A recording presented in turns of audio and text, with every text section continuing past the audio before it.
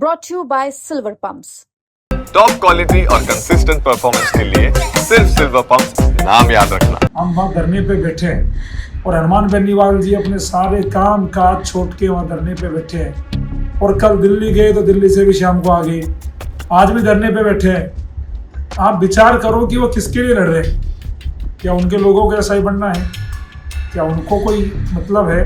अब साथियों, ये न्याय की लड़ाई देखो, हम तो लड़ रहे हैं, लेकिन अगर आज आपने सोचा कि भाई हम क्यों जाए, मनोज मीणा लड़ता रहे, हनुमान बेनीवाल लड़ता रहे, तो मैं कह रहा हूँ आने वाले दिनों में आपकी ऐसी हालत हो जाएगी कि घरवाले भी ये कह देंगे साल 6 महीने में घर आ जाओ, तुम्हारी नौकरी नहीं लग रही।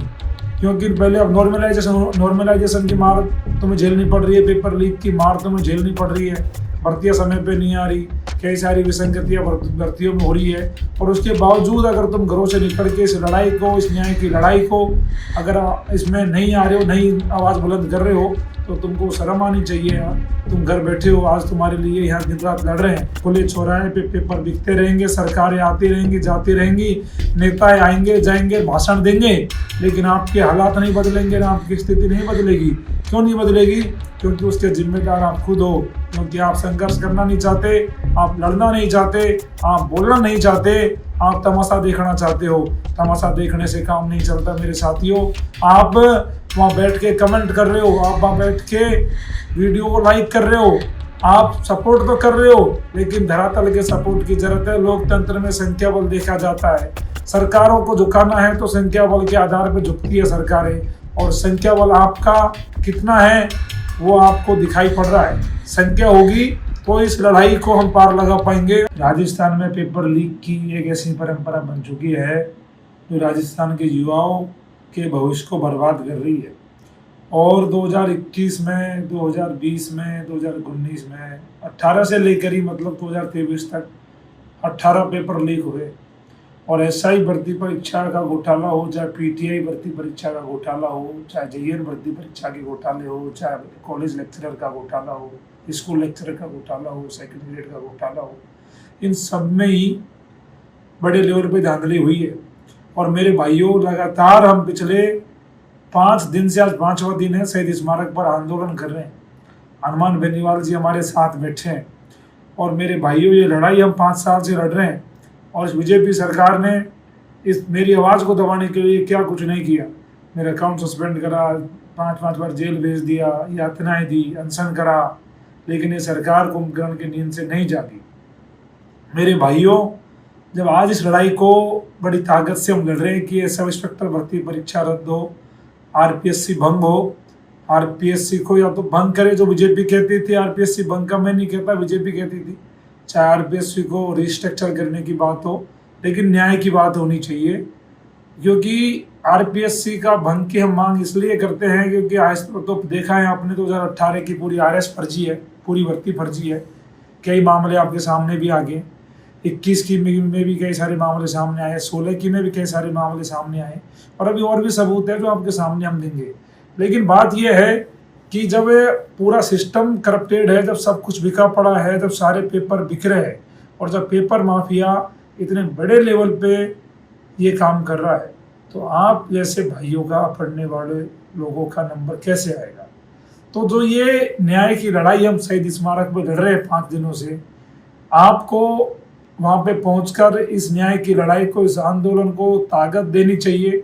क्योंकि साथियों, 44 डिग्री टेम्परेचर में हम वहाँ धरने पे बैठे हैं, और हनुमान बेनीवाल जी अपने सारे काम काज छोड़ के वहाँ धरने पे बैठे हैं।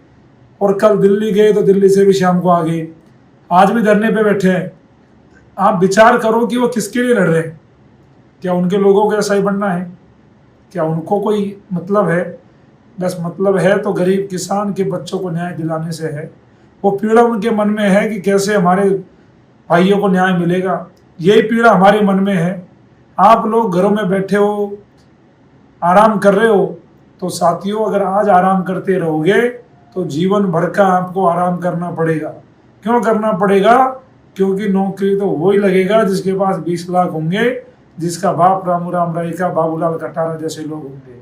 आपका नंबर नहीं आएगा, ये सच्चाई की बात है। अभी देखा होगा आपने कि जो एसडीएम था जो आज भी उसकी खबर छपी है कि पटवारी में भी डमी, एसआई में तो जो लोगों की जगह डमी बैठा। मतलब उसने एसडीएम होने के बाद में इन कामों को कर रहा था, तो बड़ी शर्म आती है कि एक जिम्मेदार व्यक्ति किस हद तक बच्चों के भविष्य खेल रहा था।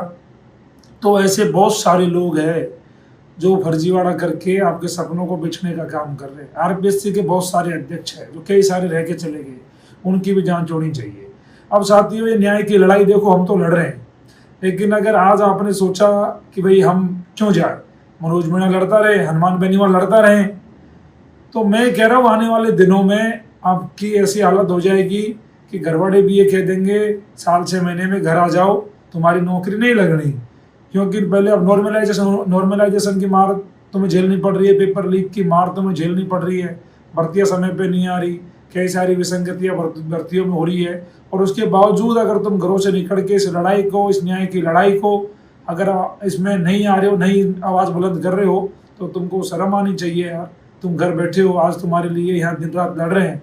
अगर ये लड़ाई हम जब भी इसको अंतिम अंजाम देंगे और आप लोग अगर इस प्रकार तमाशे देखते रहें, तो एक बात को मैं कह रहा हूँ आपसे, आने वाले दिनों में कोई आपके साथ नहीं खड़ा होगा, कोई लड़ने वाला नहीं होगा, कोई बात करने वाला नहीं होगा, और खुले चौराहे पे पेपर बिकते रहेंगे, सरकारें आती रहेंगी, जाती रहेंगी, नेता आएंगे जाएंगे, भाषण देंगे, लेकिन आपके हालात नहीं बदलेंगे, ना आपकी स्थिति नहीं बदलेगी।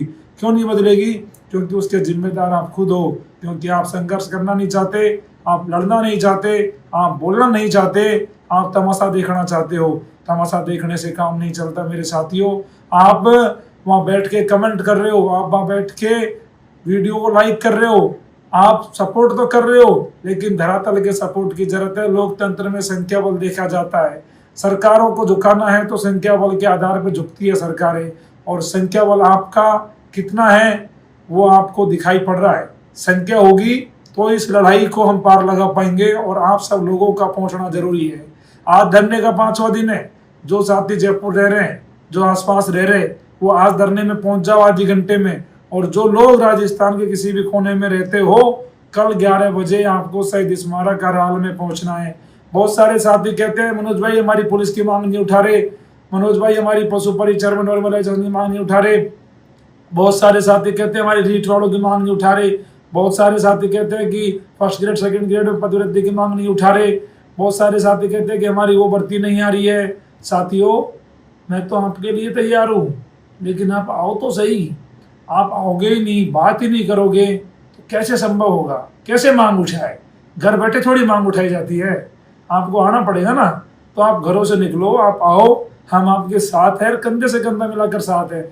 आपको कोई समस्या नहीं है, कोई पुलिस की दिक्कत नहीं है, किसी के कोई समस्या हम आने नहीं देंगे, कोई परमिशन की कोई समस्या नहीं है। जब सारी व्यवस्था आपको करके दे रखी है, माँ बढ़िया, आपको बैठो, पानी पियो, कोई दिक्कत नहीं है, किसी भी प्रकार की दिक्कत नहीं है, कोई आपसे कुछ नहीं कहेगा। फिर अगर आप तब भी नहीं आ सकते, तब भी नहीं लड़ सकते, तो आपका कुछ नहीं हो सकता। तो फिर आप सब्र कर लो, पढ़ना बंद कर दो, और जो लोग पेपर लेके नौकरी लग रहे हैं उनके तमाशे देखते रहो, उनके शादी ब्याहों में जाते रहो, उनकी गाड़ियों में बैठते रहो, और उनको देख के ऐसे ही अपना जिंदगी निकालते रहो। क्योंकि आज अगर तुम्हारा जमीर नहीं जाग रहा तो तुम्हारा कुछ नहीं हो सकता। और मरे हुए लोगों की लड़ाई कोई नहीं लड़ सकता, जिंदे लोगों की लड़ाई लड़ी जाती है।